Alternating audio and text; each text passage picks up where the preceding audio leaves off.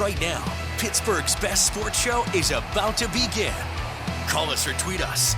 We've got things to talk about on the Ireland Contracting Nightly Sports Call.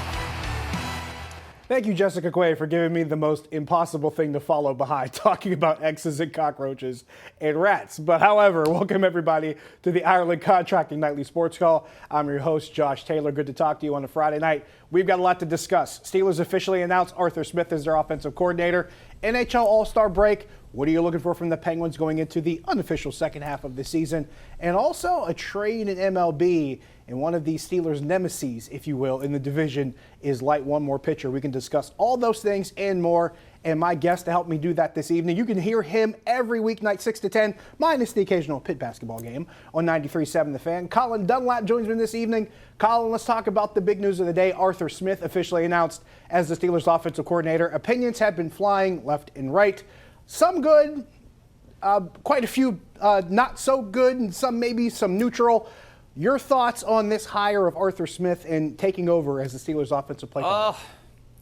Josh, can I do something that's terrible for sports talk radio and terrible for talk radio? Uh-oh. Can I give him a chance and wait and see before I definitively say I love him or hate him? Can I join you? Am I allowed to do that in this atmosphere? We'll do it together. In the world? Let's do it together, because right, I'm with you. Yeah. Look, I would have liked to have seen somebody more innovative. I would have liked to have seen somebody with a track record of throwing the football some. I would have liked to have seen somebody further away from Chuck Knox, maybe. But that being said, maybe I want to wait and see a little bit and see what this guy does. Also, what personnel he has to deal with. If a quarterback makes his way in here, if there's a trade, if Justin Fields makes his way here, if Tannehill makes his way here, if they draft somebody, what camp looks like. I know it's knee-jerk reaction. I know it's our society, and I know it's what people want. But I'm not going to damn the man today. I'm also not going to praise the man and make him the second coming of, the greatest offensive coordinator ever either. I think the best thing to do is wait and see. It's very unpopular, but that's where I am. I'm with you on this one. I was one of those people that wasn't so crazy about the pick because based on what it might mean for the offense or what it might mean for this person. The thing that it stuck out the most to me, I think it's the biggest indicator. I think it indicates how they feel about their quarterback right now. Yes. I think it indicates how they feel about Kenny Pickett and about their potential options surrounding him, because they really don't know who they might have along with him in that room besides Kenny Pickett going in the next season. I don't think anybody expects Mitch Trubisky to be back.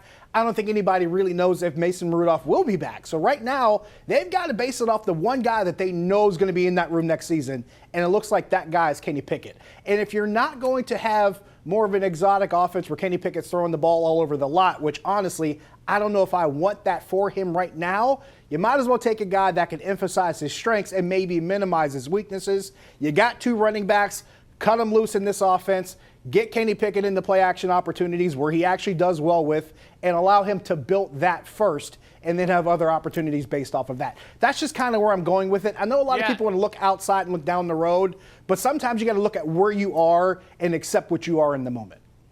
No, and I agree wholeheartedly with you. It also shows they're loathsome to blow it up this early. Yeah. If we were to get somebody that was an innovator that threw it all over the yard, you could look for them to trade up. You could look for them to draft a first-round quarterback. You could look for them to go get a plug-and-play guy and maybe do some things and swing a big trade.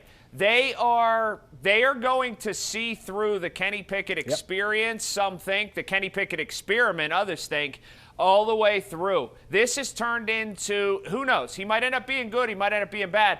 This is akin to the Artie Burns situation. They're simply not going to give up on a first-round draft pick. They're going to see it all the way. Devin Bush as well. They're going to see it all the way through to see what it is. It might yield gold. It might turn out to be it's a terrible pick. But the Steelers don't give up on first-round picks until the 11th hour and 59th minute. That's just how they operate, Josh. You said Artie Bones, and I got a right? twinge in like my side. That was just. But do you remember he kept getting snaps? He kept getting chances out there. They were going to give him opportunities to fail. They were going to give him opportunities to succeed or fail or sink or swim.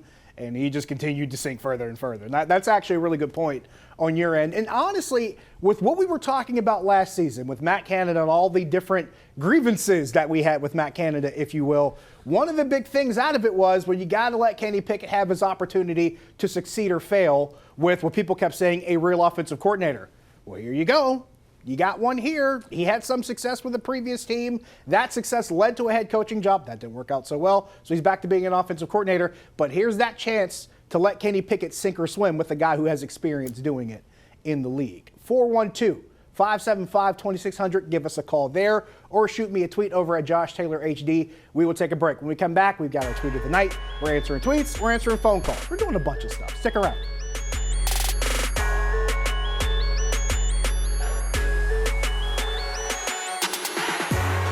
Welcome back. Time for our GMC Sierra Tweet of the Night. Comes from the Pro Football Hall of Fame. This is today. Steelers great Donnie Shell had a reunion with his old friend Vince. And if you haven't heard about this, we talked about this a couple moments ago. Forged in Black and Gold is the name of the exhibit. Or I should say a legacy forged in black and gold is the name of the exhibit at the Pro Football Hall of Fame in Canton, Ohio. You can go there for the next couple weeks. You can see all 6 Steelers Lombardis on display. You can see all 27 Steelers Hall of Fame busts on display. Donnie Shell was there today and had a lot to talk about. We read some sound with him earlier in the hour. And I'll say this much, Colin Dunlap, as far as Steelers and all-time favorites go, if I had a list of all-time favorite Steelers, Donnie Shell is right up there near the top. At least for me, growing up in my time period. I agree with you. Donnie Shell's not forgotten about, but in the sea of all the talent, he's never the guy that you mentioned first. Yep. But he's one of the guys that is so great. He really is. And I'll tell you what about the Hall of Fame. I don't know if you've been there. I took my daughter last summer, and we went over, and we were there, I don't know, 3-4 hours. It was one of those things I said on the trip over when I drove over. I said, okay, 3-4 hours is enough. I honestly could have been there 2 days and should have planned to be there much longer because I am somebody that can read. I like reading everything and just taking my time. I could have been there 2 days to read every single word that was in there. It fascinated me. The history fascinated me. The intricacies of the game, and not just the artifacts, but just all the old, the way that things were recanted and recalled in newspapers and things. It's fascinating. If you've got a chance to go, even if you're not a Steeler fan, you got to go to Canton. It's an amazing place. I have a confession to make. I've been to Canton probably half a dozen times in my lifetime and never been to the Pro Football Hall of Fame. Wow. Wow. You've got to go. I know. It's on my list of things to do. Haven't been there yet. Haven't been to Cooperstown. Don't kill me, guys. Trust me. I'm working on it. 412-575-2600 is the number. Give us a call. We got DJ on the line in Pittsburgh. DJ, you're on the Nightly Sports Call. Yeah, guys, I think that we're going to have to definitely get Justin Fields here. I think Kenny Pickett had 2 concussions already. He's injury-prone a little bit. And you can get Don Coryell's offense in here in Pittsburgh. If you don't have the quarterback to carry it out, it doesn't matter. You got to get a quarterback that can get the job done, you know? I love the Don Coryell reference. You mentioned Chuck Knox earlier in the show, Colin. We get a Don Coryell reference. Anything you mention is Air Coryell, I'm going to pay attention to it. But to the larger point, I don't disagree with DJ here. You're going to have to take some opportunity here to figure out exactly what your quarterback situation is. We talked about at the beginning of the show. They're clearly going to give Kenny Pickett every opportunity that he can. I'm not against the thought, Colin, of bringing in another guy to maybe see what he could do if pushed, which leads to a tweet we got from Zach. He said, what are the chances the Steelers sign Ryan Tannehill to be the backup and reunite him with his former offensive coordinator, Arthur Smith? Your thoughts on all of that, Colin? Yeah, a lot of people like that. I don't hate it. The one thing is, Ryan Tannehill is the guy that you wonder, is he going to want to come here and does he think he's better than Kenny Pickett? That's a big thing. And then there's a it's going to, I don't want to say be cost prohibitive, but you wonder just how much he's going to cost. I like the Fields Avenue better. Actually, the Russell Wilson situation might be the best in terms of Denver picking up so much of the salary. True. But if Justin Fields is able to be had for a third-round pick, I'd do it yesterday. A third-round pick, you have him for 1 year to figure out how good he is, then potentially sign him long-term. If not, you've got Kenny Pickett as your backup.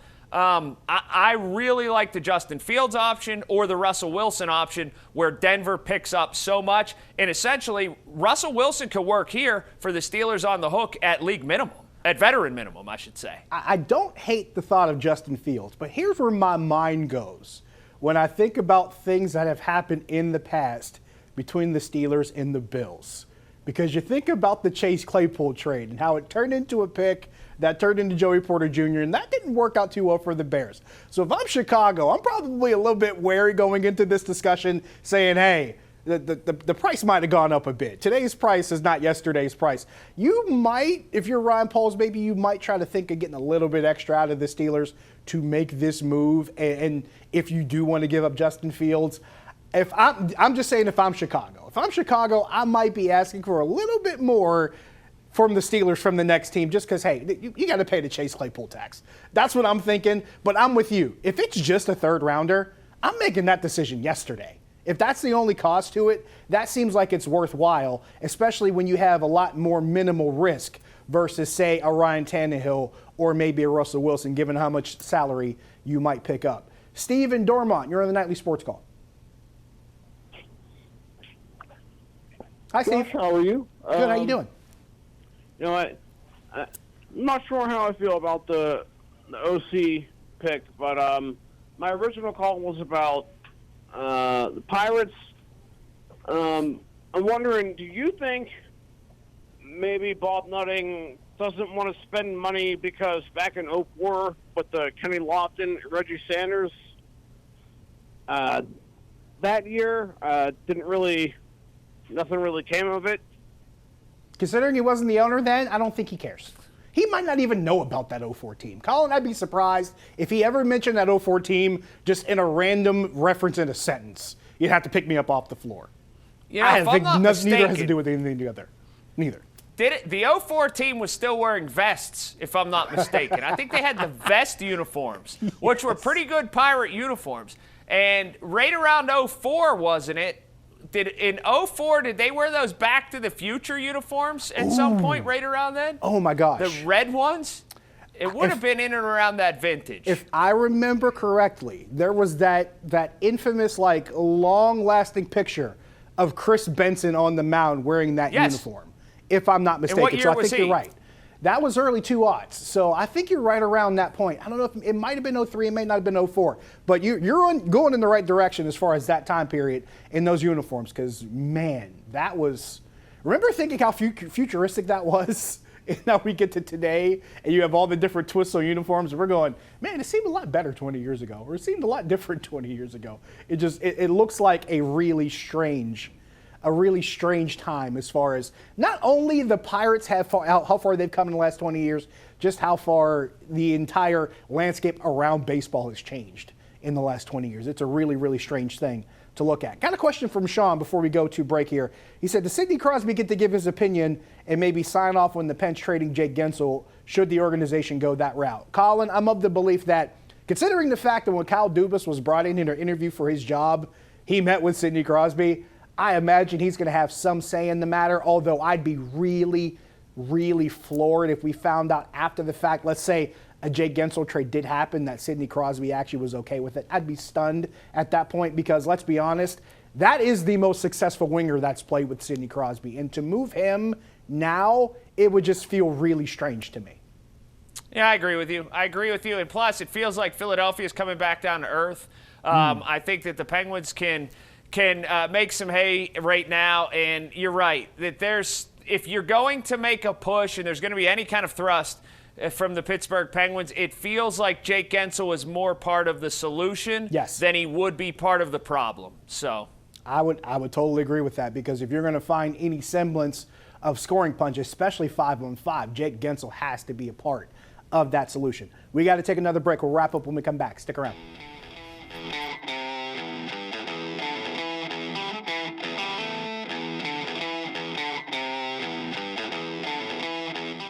Colin, I'm going to break this one down because we talked about the Pens just in the last segment here. Interesting news that came down today. The Penguins ownership group, Fenway Sports Group, has a new partner. Theo Epstein is joining along as a minority partner and a senior advisor for for the uninitiated, Theo Epstein, we're talking about almost 20 years now, where Theo Epstein helped guide the Red Sox to their first World Series championship in almost 90 years and took them there and then won another one in 2007. Then he helped the Cubs break their curse a couple of years later, won a World Series there, but he's now back with Fenway Sports Group. But, of course, as we know, Fenway Sports Group, part owner of the Pirates.